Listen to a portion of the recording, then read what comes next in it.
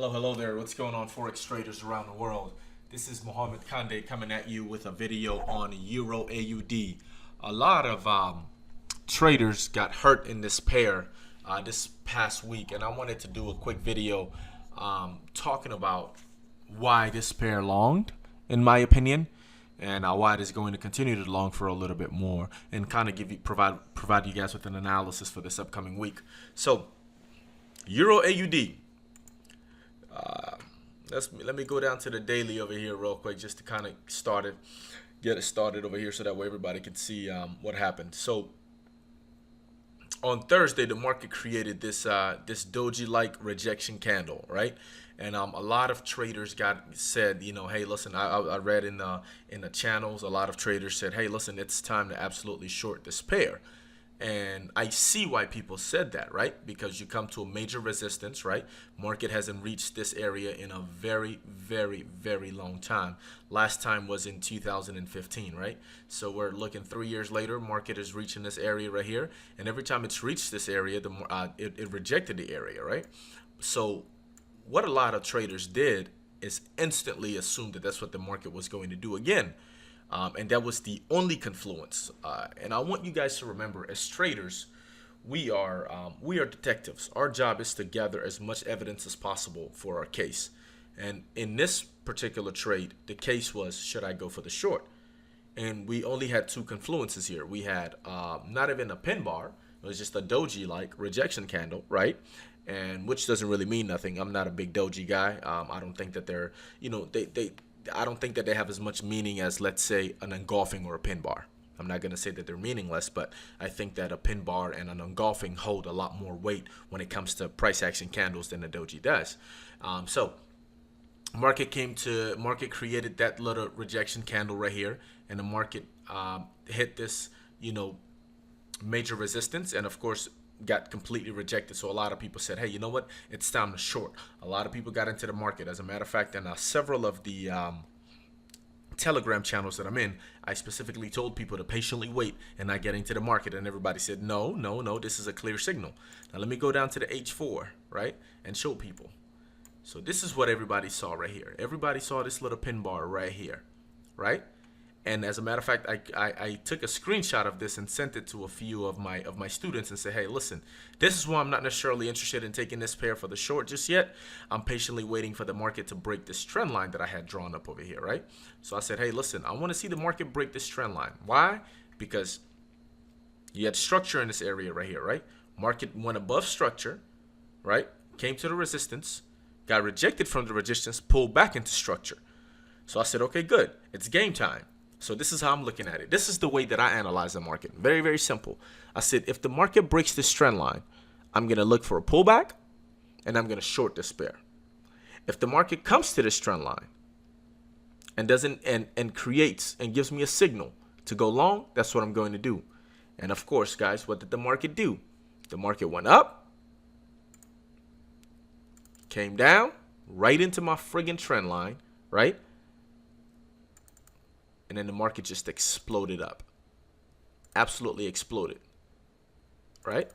Pulled back again and exploded one more time, right? So I actually got into the market. Let me actually look at my phone because I want to give you guys an accurate entry. I actually got into the market.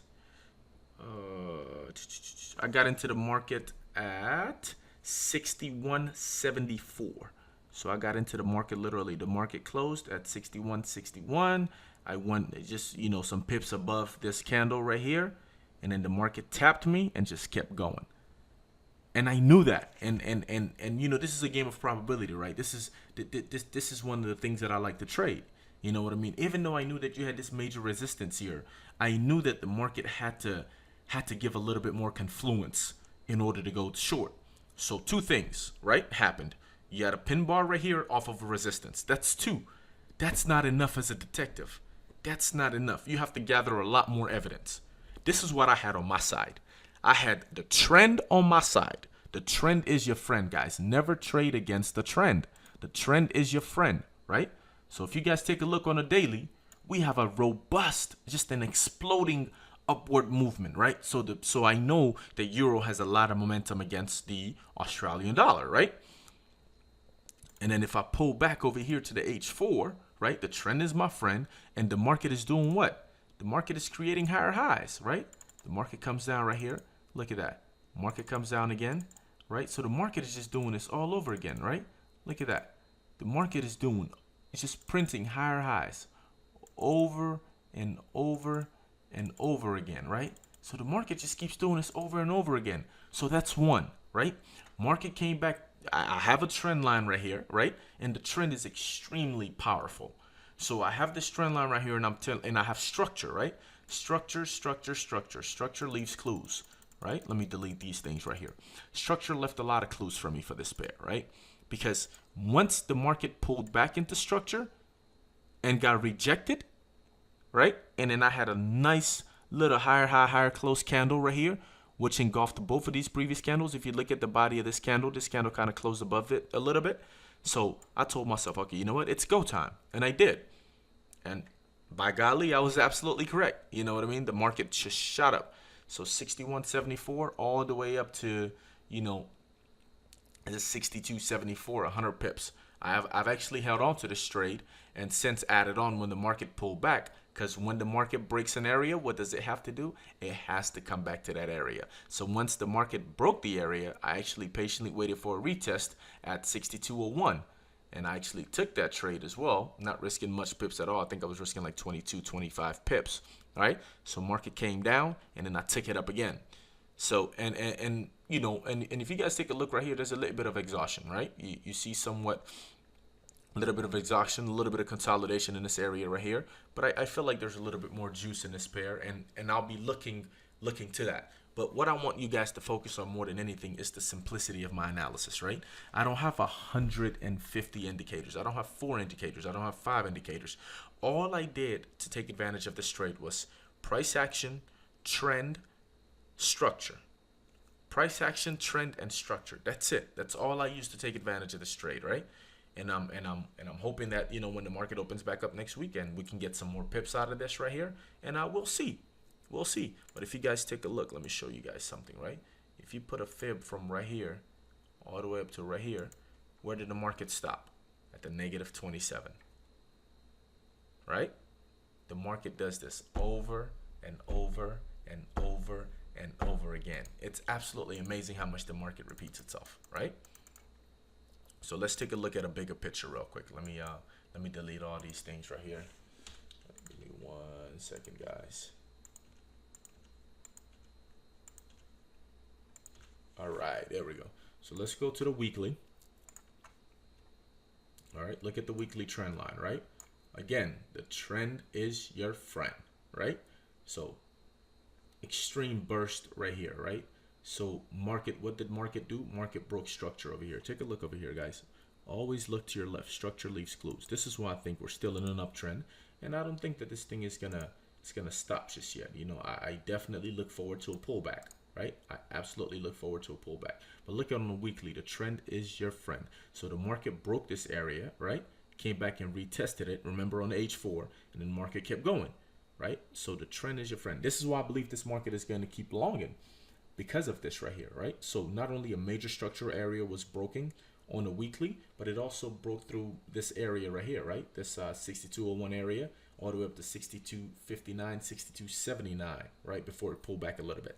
So I'm looking for this market to continue longing. I'll be looking for somewhat of a pullback at the beginning of the week. Now, if I get a pullback at the beginning of the week, right? Let's say the market breaches this 62.01 area, and then comes back and cleanly retests this area and creates a lower low, I'm looking to short this pair. So this is what I'm looking for right here, right, guys? I'm looking for this right here. I'm looking for this, and I'm looking for this. And then after that, what I'm looking for, I'm looking to catch the pullback over here to short this pair. Structure leaves clues, right? Structure leaves clues. Guys, be rigid in your rules and flexible in your analysis. You have to be rigid in your rules and absolutely flexible in your analysis, right? I'm not the analysis god. Nothing that I say is going to go 100%. But I'm very flexible with my analysis. One thing I'm not flexible with is my rules. Once I say that this is how I'm going to do it, this is how I'm going to do it. And if it doesn't fall within my rules, I don't take the trade.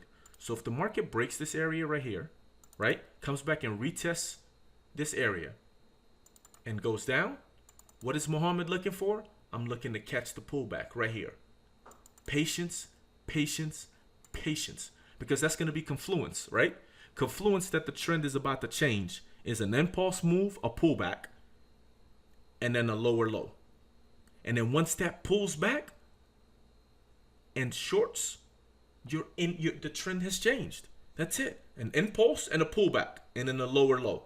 Once you see that, you can definitely catch a pullback on that lower low and continue that trend. That's it, guys. That's all I have on Euro AUD. I hope that everyone has a fantastic week, a massive week. I hope that everybody gets 500 to 1,000 pips this week. Any questions at all, don't hesitate to ask me. I am here for everyone.